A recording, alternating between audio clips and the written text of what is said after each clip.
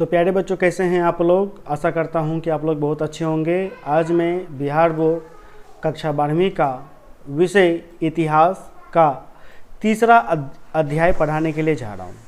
प्यारे बच्चों, इतिहास में मैंने आप सभी को दूसरा अध्याय समाप्त कर दिया, इसलिए प्यारे बच्चों आज हम तीसरा अध्याय पढ़ाने के लिए जा रहे हैं। तीसरे अध्याय का शीर्षक है बंधुत्व, जाति तथा वर्ग। शीर्षक से प्यारे बच्चों स्पष्ट हो रहा है कि इस अध्याय में हम बंधुत्व के बारे में देखेंगे, यानी यूँ शब्दों में कहें तो भाईचारे के बारे में देखेंगे, जाति के बारे में देखेंगे और वर्ग के बारे में देखेंगे। ठीक है प्यारे बच्चों, किस प्रकार से जाति बना, ठीक है, वर्ण, वर्ग, ये सारा का सारा हम लोग आज इसी अध्याय में प्यारे बच्चों देखेंगे। ठीक है, तो प्यारे बच्चों हम लोग तीसरा अध्याय का यह हमारा प्रथम वीडियो है, इसलिए प्यारे बच्चों यह आपका लेक्चर का क्लास है। ठीक है, तो प्यारे बच्चों लेक्चर शुरू करने से पहले मैं आपको बताना चाहूँगा, यदि आप 12th पेड कोर्स ज्वाइन नहीं किए हैं तो आप अवश्य रूप से कर लें। पूरे साल भर का फ़ी मात्र 1000 रुपये है। अत्यधिक जानकारी के लिए आप हमें कॉल कर सकते हैं। हमारा नंबर है 70 61 50 45 52। प्यारे बच्चों देखिए, इस अध्याय में सर्वप्रथम यह अध्याय आपका प्रारंभ होता है महाभारत से, इसलिए प्यारे बच्चों हम महाभारत को आज अच्छे से समझेंगे। ठीक है प्यारे बच्चों, देखिए जो महाभारत का कहानी है वो कहानी मैं आपको नहीं सुनाऊंगा, क्योंकि जाहिर सी बात है कि बहुत बच्चों को महाभारत का कहानी पता ही होगा। ठीक है, और कहानी जो महाभारत का है, जब मैं क्वेश्चन आंसर कराऊंगा तो उसमें एक क्वेश्चन महाभारत का संक्षिप्त टिप्पणी लिखे, इस प्रकार से मैं क्वेश्चन दूंगा तो वहाँ मैं आपको कहानी अच्छे से समझा दूंगा। ठीक है, इसलिए इस लेक्चर के वीडियो में हम बात करेंगे कि महाभारत जो है वह महाभारत का आखिर रचना कैसे हुआ। ठीक है, रचना कैसे हुआ, इनके लेखक कौन है और किस प्रकार से महाभारत युद्ध हुआ।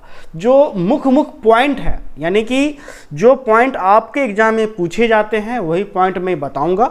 ठीक है, जिससे आपका एग्जाम में इस अध्याय से अच्छे नंबर आ सके। ठीक है, यानी कि यूं कहिए कि जो आपको पता नहीं है मैं वही आपको बताता हूं। क्योंकि देखिए महाभारत का कहानी तो बहुत बड़ा कहानी है, जाहिर सी बात है, यदि मैं कहानी सुनाऊं तो इसका बहुत बड़ा कहानी है, इसलिए मैंने सोचा कि महाभारत का जो कहानी है मैं क्वेश्चन आंसर में ही आप सभी को समझा दूंगा। ठीक है, जिससे क्या होगा तो प्यारे बच्चों समय बच जाएगा। ठीक है, तो प्यारे बच्चों देखिए महाभारत एक महाकाव्य है। क्या है? महाकाव्य, यानी एक पुस्तक है, उस पुस्तक में पूरा का पूरा महाभारत लिखा हुआ है, इसलिए यह पुस्तक आपका साहित्य के रूप में है। साहित्य के रूप में यह आपका क्या है तो महाकाव्य है। ठीक है, अर्थात महाभारत एक महाकाव्य है, जिसमें अब इस पुस्तक में किसका वर्णन है, यानी किसके बारे में लिखा गया है, तो जिसमें कौरव और पांडवों के बीच, जो कौरव और जो पांडव जो थे, जो युद्ध चला था, यानी उनके बीच, अब युद्ध कहाँ हुआ था, कुरुक्षेत्र में हुआ था, तो कौरवों और पांडवों के बीच कुरुक्षेत्र में हुए युद्ध का वर्णन है। किसका वर्णन है? तो युद्ध का वर्णन है कि किस प्रकार युद्ध हुआ।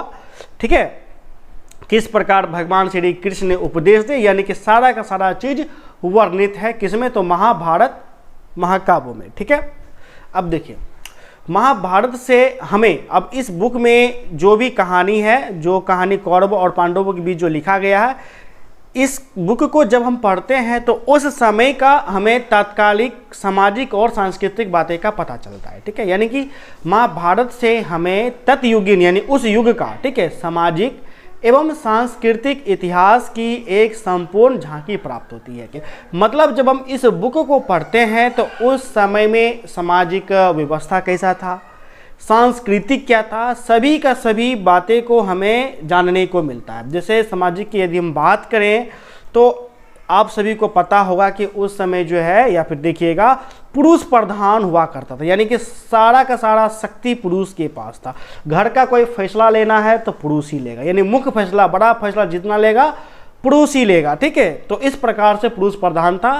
तो हम जो कहते हैं कि पुरुष प्रधान पहले भारत बहुत ज़्यादा था, तो किसके कारण, तो ये इन सभी बुक को पढ़ करके। ठीक है, फिर देखिए इसमें आदर्श जीवन जीने के नियमों का ये संग्रहण है। ठीक है, यानी कि व्यक्ति किस प्रकार से व्यक्ति को जीवन यापन करना चाहिए, जिससे व्यक्ति जो है अपना जो ज़िंदगी है वे अच्छे से क्या कर सके, तो गुजार सके।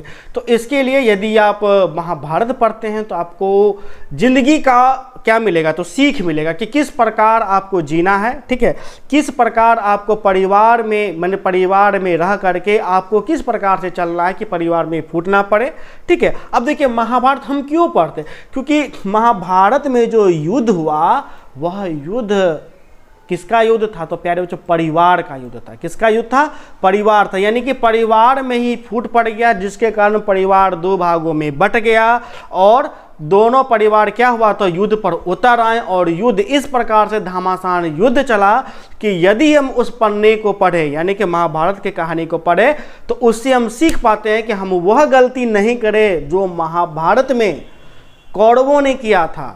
कौन किया था, तो कौरवों ने, ये कौरवों ने, ठीक है। तो इतिहास पढ़ने का तो यही तो फायदा होता है कि इतिहास पढ़ने से क्या होता है कि हम वो गलती ना करें जो गलती हमारे पूर्वजों ने कर रखा है, ठीक है। तो इसलिए यदि हम इस पुस्तक को पढ़ते हैं तो हमें ऐसे जानकारी मिलती है कि जिससे हम अपना जीवन आदर्श तरीके से जी सकते हैं, ठीक है। श्री भगवत गीता महाभारत का सर्वाधिक शिक्षा प्रदत्त भाग है। अब जैसे भगवत जो गीता जो देखिएगा वो भी एक महाभारत का ही क्या है, तो भाग है। मानव की प्रत्येक समस्या का समाधान इसमें निहित है, ठीक है। यानी जो भगवत गीता है उसमें जो है मनुष्य का जितना भी समस्या है उसका समाधान है, सोल्यूशन है। यदि आप भगवत गीता पढ़िएगा तो आपको ज़िंदगी समझ में आ जाएगा कि ज़िंदगी क्या है। इसलिए आप अपने जीवन काल में एक बार महाभारत अवश्य पढ़िएगा क्या, हम तो पढ़ाएंगे, ठीक है। इसलिए तो इसका कहानी एक बार हम आपको बहुत अच्छे से समझाएंगे, बहुत बड़ा कहानी है, ठीक है प्यारे बच्चों। तो संक्षेप में यह आपका महाभारत के बारे में मैंने बता दिया कि महाभारत क्या है। तो महाभारत एक महाकाव्य है, ठीक है, जिसमें कौरव और पांडव का युद्ध का वर्णन है, ठीक है प्यारे बच्चों। अब आते हैं महाभारत की रचना। हम बात करें कि आखिर जो महाभारत जो युद्ध जो हुआ था, आखिर इस युद्ध के पीछे का क्या वजह था, यानी किन कारणों से महाभारत युद्ध हुआ। तो प्यारे बच्चों ऐसा माना जाता है कि महाभारत जो युद्ध है उस युद्ध का निर्माण हजारों साल में हुआ। कितने साल में, हजारों साल में।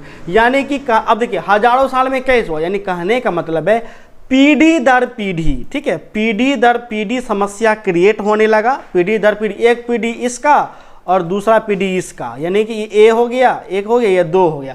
तो पीढ़ी दर पीढ़ी समस्या उत्पन्न होने लगा सत्ता के लालच में। किसके लालच में, तो प्यारे बच्चों सत्ता के लालच में।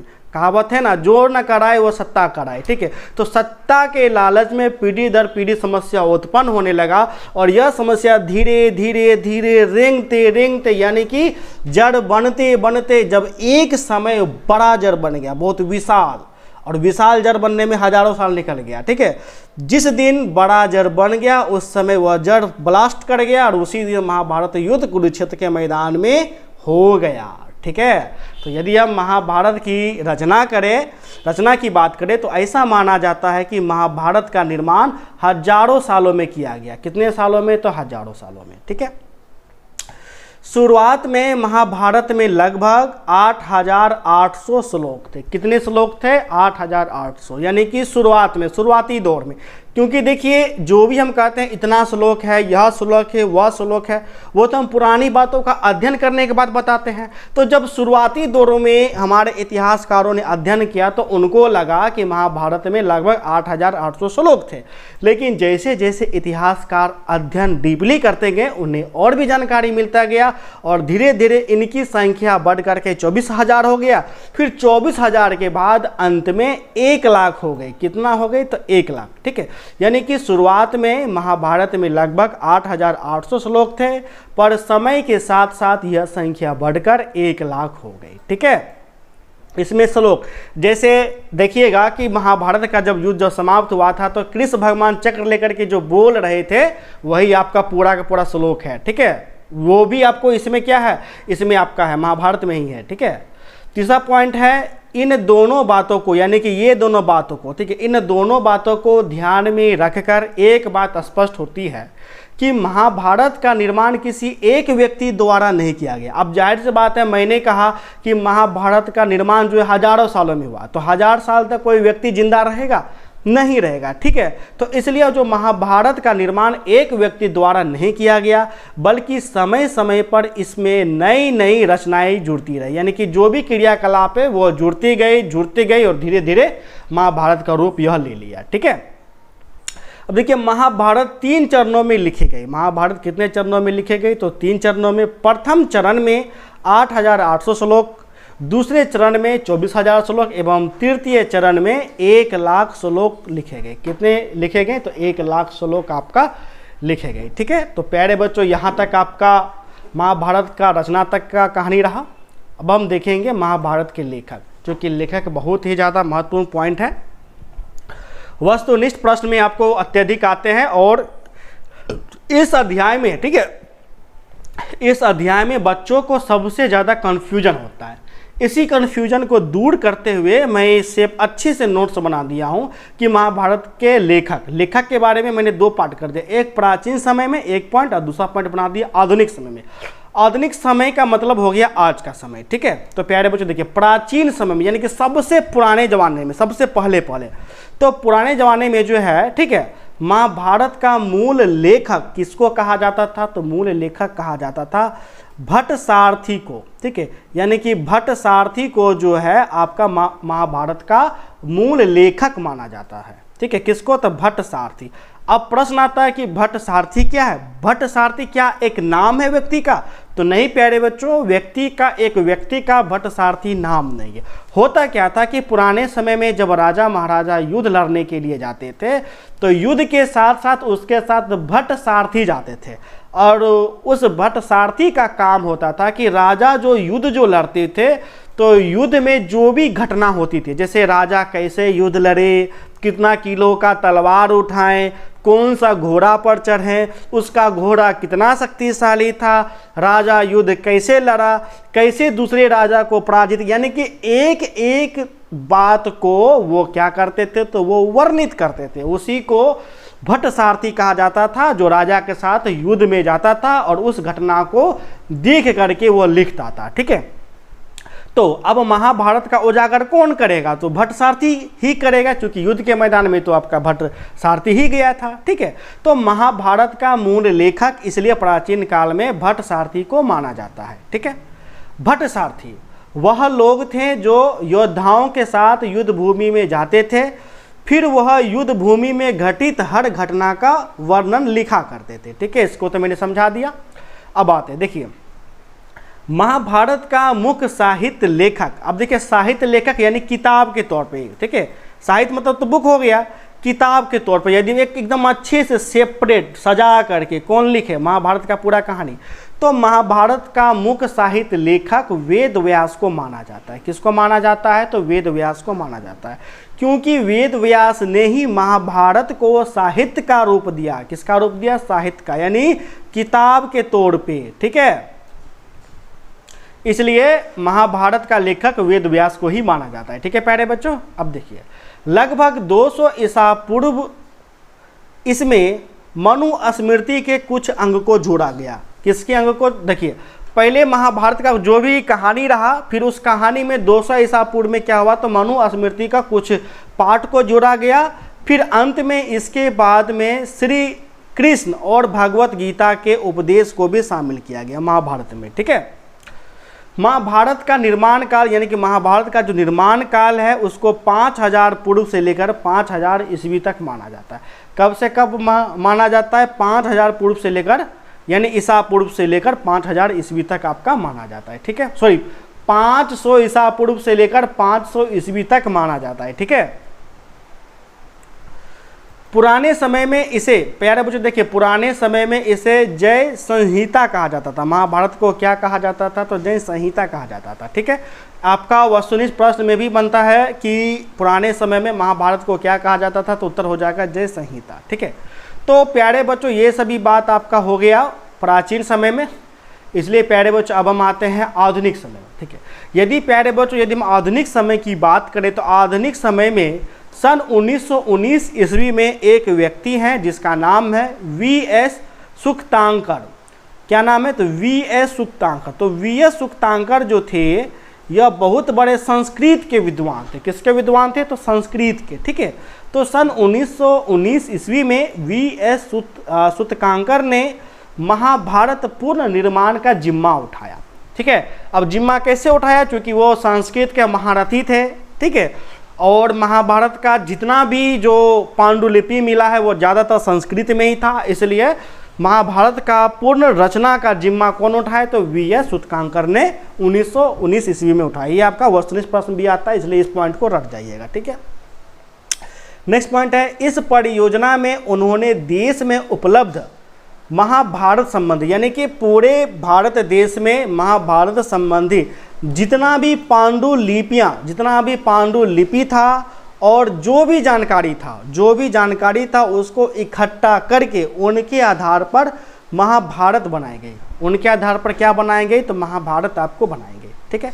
आपके एग्जाम में ये 2 नंबर में प्रश्न आता है कि पांडुलिपि से आप क्या समझते हैं? 2 नंबर में हमेशा इसको पूछा जाता है। तो प्यारे बच्चों देखिए, पांडुलिपि आपका जो है, जैसे जो साहित्य जो आपका जो तैयार होता था, ठीक है, तो साहित्य को जो साहित्य तैयार होता था, अब साहित्य कैसे तैयार होगा? तो साहित्य तैयार यानी एक किताब लिखने के लिए एक लिखने वाला होगा, ठीक है, एक कोई अच्छे से ढंग से। अब देखिए, मान के लिए मेरे पास नॉलेज है, तो पहले के समय में प्रिंटर थोड़ी था कि टाइप फटफट टाइप कर दिए हो गया, ठीक है। तो पहले क्या होता था? पहले पांडुलिपि बनाया जाता, यानी कि जो जानकारी है उसको लिखा जाता था। तो वैसे व्यक्ति को चुना जाता था जो कि सुंदर तरीके से लिख सके, पहला। दूसरा, एक चित्रकार होता था जो कि अच्छे से चित्र बना सके। तीसरा, जिंदबाज होता था जो कि अच्छे तरीके से जिंद लगा सके। तो इस प्रकार से 5 लोगों का उसमें योगदान होता था, तो इसलिए इसे पांडुलिपि कहा जाता है, ठीक है। यानी पांडुलिपि के अंतर्गत जो है वो एक साहित्य को तैयार किया जाता था, ठीक है। फिर इस कार्य को पूरा करने में उन्हें लगभग 47 वर्ष का समय लगा, यानी महाभारत का निर्माण, जो महाभारत का पुनर्रचना था, उसको पुनर्रचना होते होते कितना वर्ष लग गया? तो 47 वर्ष लग गया, ठीक है। इसका प्रकाशन 13,000 पेज में फैले अनेक ग्रंथ खंडों में किया गया, ठीक है। तो प्यारे बच्चों, यहाँ तक आपका महाभारत का पूरा कहानी रहा, ठीक है। सॉरी, कहानी नहीं, मुख्य रूप से पॉइंट रहा। अब बच गया कहानी मैं आपको क्वेश्चन आंसर में अच्छे से समझा दूंगा, ठीक है। अब प्यारे बच्चों, हम लोग आते हैं परिवार कि आखिर परिवार क्या होता है, ठीक है। हम लोग कहते हैं ना कि परिवार, तो देखिए, परिवार समाज की महत्वपूर्ण संस्थाओं में से एक था, ठीक है। संस्कृत ग्रंथों में जो ग्रंथ है, संस्कृत ग्रंथों में परिवार को कुल कहा जाता था। क्या कहा जाता था? कुल, ठीक है। अब परिवार की विशेषता क्या था? कि परिवार में सभी सदस्यों में संसाधनों का बंटवारा, ठीक है। परिवार में सब लोग मिलजुल करके रहेगा, आपसी सहयोग करेगा, यानी कोई भी दिक्कत है तो वो उसको मदद करेगा, वो उसको मदद करेगा। परिवार में उपलब्ध संसाधनों का उपयोग, यानी कि जो भी परिवार में संसाधन है उसका सब लोग मिलजुल करके करेगा, ठीक है। तो ये आपका मुख्य रूप से परिवार रहा। तो परिवार को पुराने समय में संस्कृत ग्रंथों में कुल कहा जाता था। कुल तो आप लोग समझते होंगे कि कुल क्या होता है, ठीक है। अब देखिए, अब आता है पितृवंशिकता। क्या? तो पितृवंशिकता, ठीक है, इसको समझना बेहद जरूरी है। देखिए, इस व्यवस्था के अनुसार समाज में पुरुषों को अधिक महत्व दिया गया। अब देखिए, ये जो परिवार है, इस परिवार का कोई मुखिया होगा। अब जो मुखिया का जो कायदा कानून वो पितृवंशिकता के अंतर्गत आता है कि इस परिवार का मुखिया कौन होगा? तो मुखिया पुरुष होगा। कौन? तो पुरुष होगा, ठीक है। तो इस परंपरा के अनुसार समाज में पुरुषों को अधिक महत्व दिया गया। इस परंपरा के अनुसार घर का मुखिया पुरुष होता है। कौन होता है? तो घर का मुखिया पुरुष, यानी कि इस परिवार का मुखिया पुरुष होगा। इस परिवार में सभी मुख्य फैसले लेने की शक्ति पुरुष के पास होती है, ठीक है। आज भी देखिएगा अपने घर में कि जो भी मुख्य फैसले लेते होंगे वो या तो आपके दादाजी लेते होंगे या तो आपके पिताजी लेते होंगे, ठीक है। अब पिता की मृत्यु के बाद संपत्ति पुत्र का अधिकार होता है, यानी यह नियम कहता है पितृवंशिकता कि यदि पिता के मृत्यु हो जाएगा तो उसका संपत्ति का अधिकार किसके पास जाएगा? उसके पुत्र के पास जाएगा। पुत्री के पास जाएगा तो पुत्री के पास नहीं जाएगा। जबकि वर्तमान समय में पुत्र और पुत्री दोनों का अधिकार है, ऐसा सरकार ने नियम लगाया है, ठीक है। दूसरा, अब देखिए, अब मान के चलिए कि अब किसी का कोई पिता है, ठीक है, अब उसका कोई बेटी ही है। उसका पुत्र एक भी नहीं है, तब क्या होगा? यानी कि पुत्र ना होने की स्थिति में यदि कोई परिवार का पुत्र नहीं हो, सिर्फ पुत्री हो, तो वो संपत्ति किसका होगा? उसके बेटी का होगा कि किसका होगा? तो देखिए, पुत्र ना होने की स्थिति में वह जो संपत्ति है वो उनके पिता के जो भाई यानी जो चाचा, भाई या बंधु को उत्तराधिकारी बनाया जाता है, फिर भी जो है पुत्री को वह संपत्ति नहीं दिया जाता है। ठीक है, यानी कि कहिए कि अब जिनके भाई नहीं है, उनके पिता यदि एक्सपायर कर गए तो सारा संपत्ति उनके चाचा को जाएगा। ठीक है, आम भाषा में कहिए।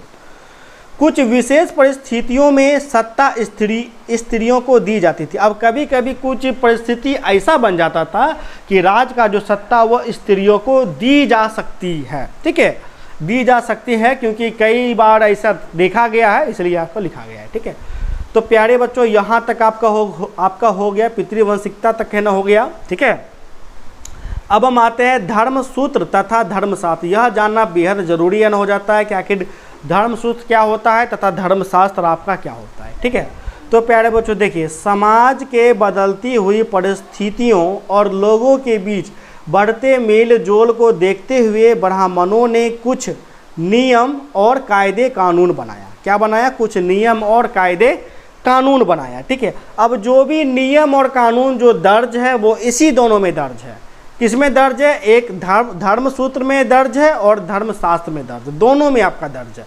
ठीक है, यह कब दर्ज हुआ? जब समाज में बदलती हुई परिस्थितियों और लोगों के बीच बढ़ते मोलजोल को देखते हुए यह नियम ब्राह्मणों ने क्या किया? तो बनाया, जिसमें नियम था और कायदा कानून था कि किस प्रकार मनुष्य कायदे कानून से रहेगा। ठीक है, जैसे है ना कि कोई कुम्हार जो है वो घड़ा ही बनाएगा, उसका बेटा ही घड़ा बनाएगा, मछुआरा है उनका बेटा भी उसका बेटा ही मछली मारेगा। तो इस प्रकार का नियम ब्राह्मण नहीं बनाया था। ठीक है, तो देखिए, सबसे पहले हम देखेंगे धर्मशास्त्र। ठीक है, देखिए, धर्मशास्त्र संस्कृत ग्रंथों का एक वर्ग है जो कि शास्त्र का ही एक प्रकार है। कि किसका प्रकार है? तो शास्त्र का ही प्रकार है।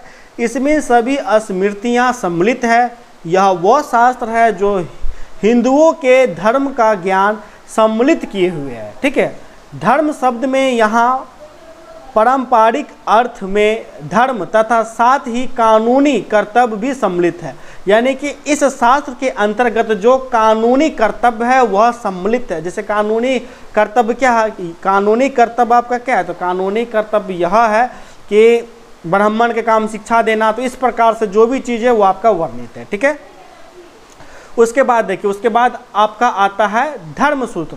यानी कि धर्मसूत्र में आपका क्या वर्णन है? तो धर्मसूत्र में खास करके देखिएगा, राजा एवं प्रजा के कर्तव्य आदि का विद्यमान है। यानी कि राजा का क्या कर्तव्य है और प्रजा का क्या कर्तव्य है, ये सभी बातें वर्णित कहाँ है? तो धर्मसूत्र में है। ठीक है, ये गृहस्थ सूत्रों की श्रृंखला के रूप में ही उपलब्ध है न होते हैं। ठीक है, तो कहने का देखिए, आम भाषा में कहिए कि धर्मसूत्र में क्या होता है? धर्मसूत्र में राजा और प्रजा के कर्तव्यों का बोधन होता है कि राजा का क्या कर्तव्य है, प्रजा का क्या कर्तव्य है। ठीक है, और धर्मशास्त्र में जो नियम है, जो कानून है, वो आपका दर्ज है कि किस हिसाब से आपको चलना है। ठीक है, अब देखिए,